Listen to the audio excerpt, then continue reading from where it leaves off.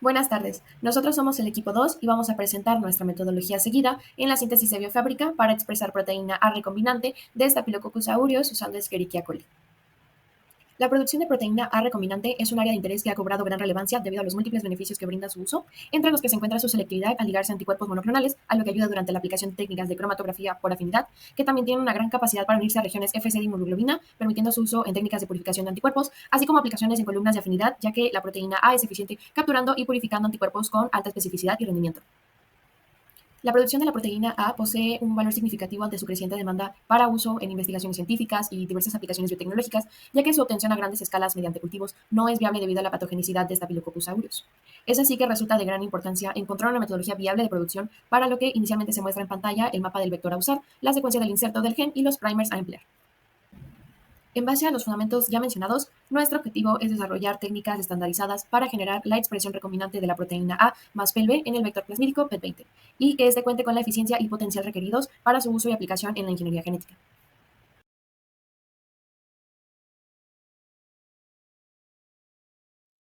Respecto a la clonación in silico, pues la parte in silico representa un trasfondo fundamental para el correcto desarrollo de lo que es la parte experimental, pues ayuda en gran medida a ahorrar tiempo y recursos, nos permite diseñar de una manera más ordenada y racional los experimentos que vamos a realizar en laboratorio, y también nos ayuda a reducir los errores y optimizar nuestros resultados.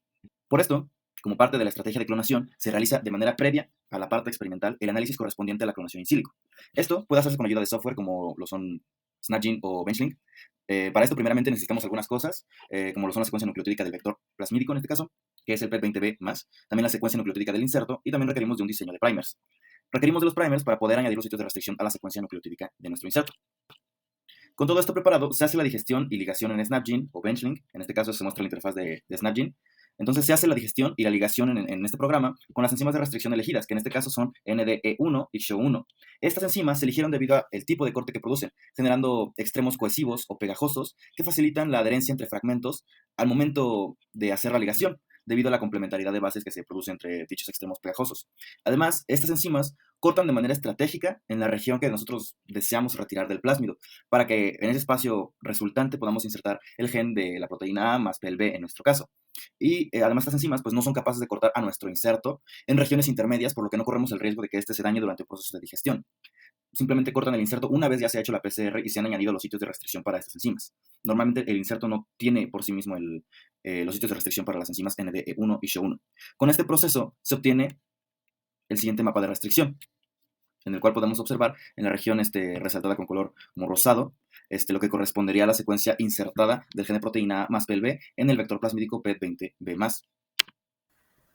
Por otra parte, la extracción de ADN plasmídico fue el primer protocolo de laboratorio necesario para realizar la transformación genética de la bacteria E. coli para la expresión de la proteína A. La extracción se realizó por MIDI-PRET por medio de lisis alcalina a través de la ruptura de membranas celulares para la obtención de material genético, siendo de nuestro interés extraer el vector PET20 para el inserto. Esto se realizó de un cultivo de 50 mililitros de medio LB de E. coli de la cepa DH5-alfa, siguiendo la metodología descrita por Birnbaum, HC y Dolly, publicada en 1979. De dicho procedimiento se obtuvieron los presentes resultados de purificación y concentración del plásmido, que permanecen en los rangos deseables para su uso en esta estrategia de transformación genética. Una vez que ya realizamos la extracción del ADN plasmídico de E. coli DH5-alfa y obtuvimos nuestro vector PET20B+, se realizó la digestión enzimática con las enzimas ya mencionadas, NDE1 y SHO1 de Thermo Scientific. Esto con la finalidad de poder abrir un espacio en el vector y producir extremos cohesivos para facilitar y permitir la unión del inserto que vamos a meter al vector.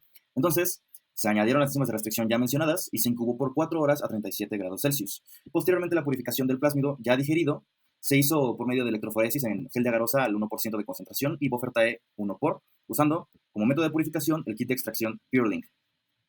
Respecto a esto, pues esta tabla contiene los volúmenes de cada reactivo añadidos para que se llevara a cabo la reacción de digestión en el vector. En este caso fue una reacción de doble digestión. Y bueno, pues aquí puede verse el mapa de restricción del vector PET20B+, en el cual se observan específicamente los sitios de corte de las enzimas utilizadas para esta práctica. Podemos ver las posiciones en las cuales corta, particularmente cada enzima, en qué número de, de nucleótido dentro de la secuencia del vector. Y también se puede ver aquí el resultado de la digestión enzimática llevado in silico. También aquí se muestra el mapa de restricción correspondiente a la secuencia del inserto, también la secuencia del del inserto previamente ya mostrada, en donde podemos ver los sitios de restricción para las enzimas NDE1 y SHO1.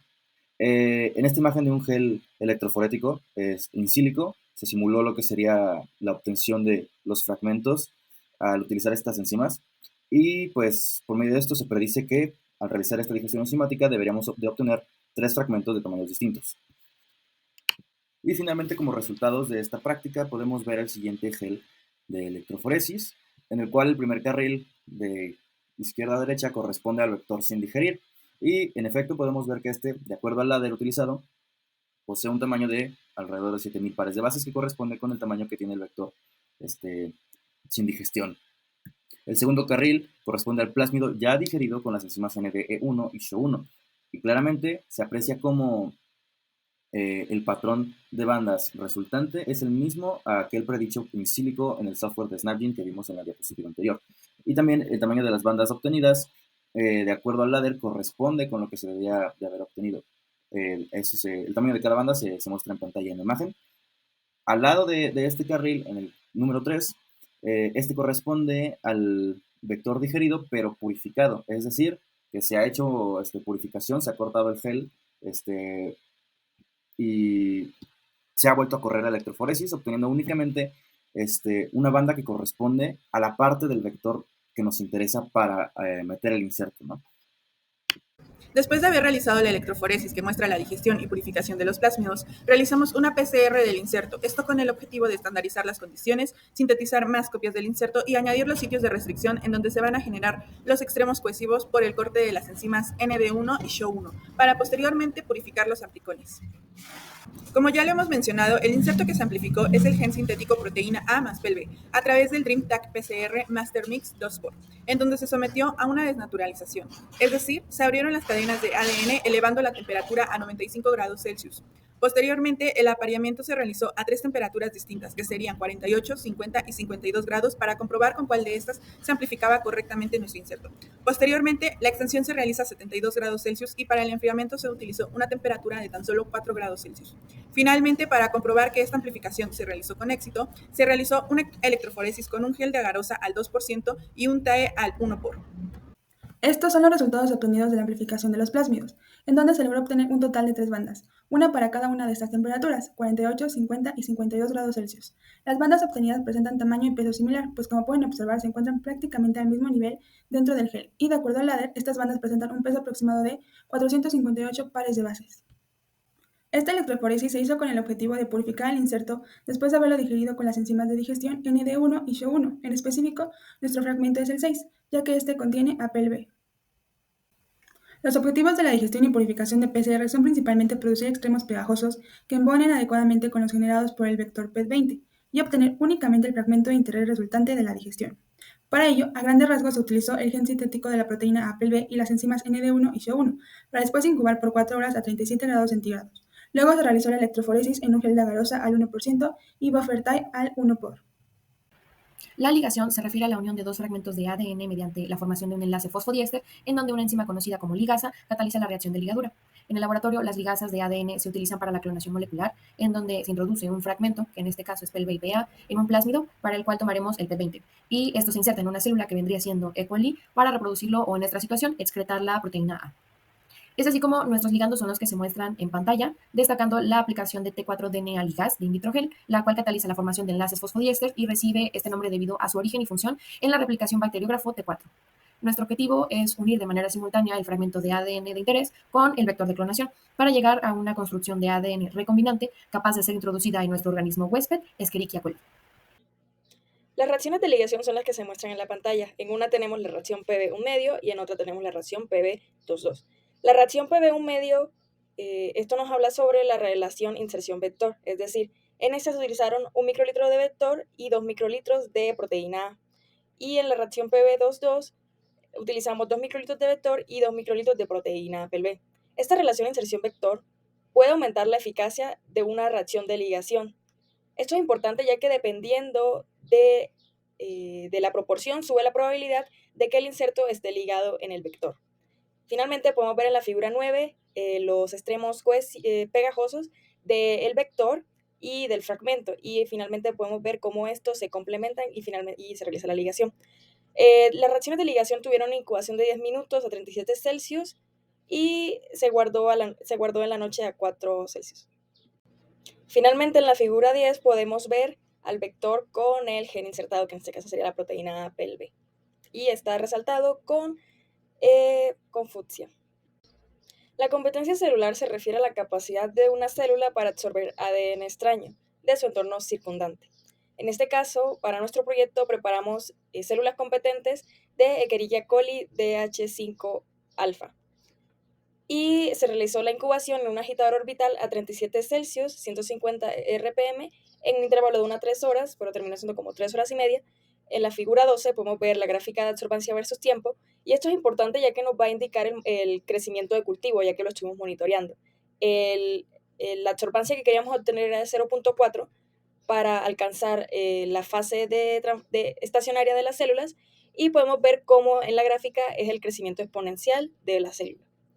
Después de la preparación de las células competentes, se realizó la transformación por choque térmico y cloruro de calcio, y el protocolo que utilizamos para esto fue Mandel y Higa de su paper Calcium Dependent Bacteriophage.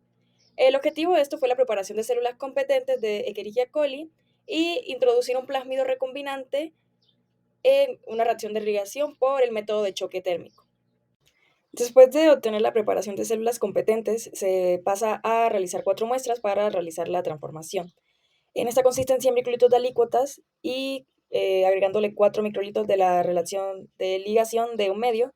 Después a la otra se le agrega de la ligación 2,2. Después a otra se le agrega solo DNA control positivo, que es nada más el vector sin transformar, y otra sería sin ADN para asegurarse que la muestra no está contaminada. Esto después se mezcla suavemente, se incuba en hielo por 30 minutos y se realiza un baño María a 30 segundos a 42 Celsius, que esto sería el choque térmico. Esto lo que ocurre aquí básicamente es que las moléculas de ADN pueden ser absorbidas en la superficie celular gracias a la ayuda del calcio, y el paso del choque térmico permite que el ADN ingrese al citosol. Ya después de haber realizado esto se procede al plaqueado, que como vemos en la figura 13 y en la figura 14, se hizo el plaqueado por extensión con asa de Digralski. Y el medio LB tenía ampicilina porque el vector es resistente a la ampicilina. Estos fueron los resultados que obtuvimos. En la figura 15 vemos las colonias de control positivo, y en la figura 16 vemos las colonias con células transformadas de la reacción ligación 2,2. En el control positivo se tuvo un UFC de 1.3 por 10 elevado a la 5 y la eficiencia de transformación fue de 125.800, y en el control PB22 se tuvo una UFC de 8 por 10 elevado a la 2 y se obtuvo una eficiencia de transformación de 800. Una vez que las células transformadas han crecido en el medio LB con ampicilina, se realizó la extracción con ayuda de un palillo y se sembró el medio LB líquido para dejarlo en incubación por 24 horas a 37 grados. Esto con la finalidad de extraer el ADN plasmídico de las células a través de un mini-prep por lisis alcalina. La extracción de ADN se verificó con una electroforesis con gel lagarosa al 1%, en donde se puede observar la diferencia del tamaño entre el vector sin transformar, que corresponde al carril número 1, y el material de las clonas que están en el carril número 2 y 3. Como paso siguiente, se dio inicio a la estrategia in silico de la caracterización diferencial por enzimas de restricción. Dicha estrategia se realizó en el software de clonación SNARTIM, considerando las enzimas disponibles en nuestro laboratorio. Se generó un simulador del gel de agarosa para cortar tanto al vector sin transformar como al producto recombinante, probando cada una de estas enzimas, y con ello se eligieron finalmente las enzimas de restricción PCC1 y BGL2 por sus evidentes cortes diferenciales para el experimento in vitro. Se presenta en la imagen de la derecha el mapa de restricción del producto recombinante con los sitios de corte de PCT1 y BGL2. Después de realizar el proceso in silico, se procedió a realizar un análisis de restricción, para lo que primero tuvimos que realizar una digestión enzimática, con las enzimas PST1 y BGL2, que cortarían el vector obtenido de las células transformadas. Nuestros resultados del experimento in vitro demostraron con gran éxito los cortes esperados en el vector recombinante con las enzimas BGL2 y PST1 en los primeros 3 carriles del gel de agarosa que se muestra en pantalla, aunque en los carriles restantes con el vector sin transformar no hubo resultados contundentes con respecto a lo esperado in silico que se señala en la imagen de la derecha. A partir de ello, se realizó una PCR adicional con la clona para comprobar la presencia del inserto en el plásmido extraído a través de su amplificación. Y nos complace comentar que se demuestran resultados positivos que señalan su presencia, al haber obtenido 458 pares de bases, lo que coincide exactamente con el valor esperado in silico. Los resultados del experimento in vitro demostraron con éxito los cortes esperados de las enzimas de restricción BGL2 y PST1 en el vector recombinante, los cuales se pueden observar en los primeros 3 carriles de la figura 24, así como también se demostró la presencia del inserto de la proteína A más PELB en el vector PET20, siendo su amplificación de un total de 458 pares de bases en la PCR. Obtuvimos una transformación exitosa de la bacteria en el plásmido PET20 recombinante y después de analizar el conjunto de resultados, concluimos que nuestra metodología fue exitosa, aunque podríamos replantear algunos detalles para optimizar aún más el proceso.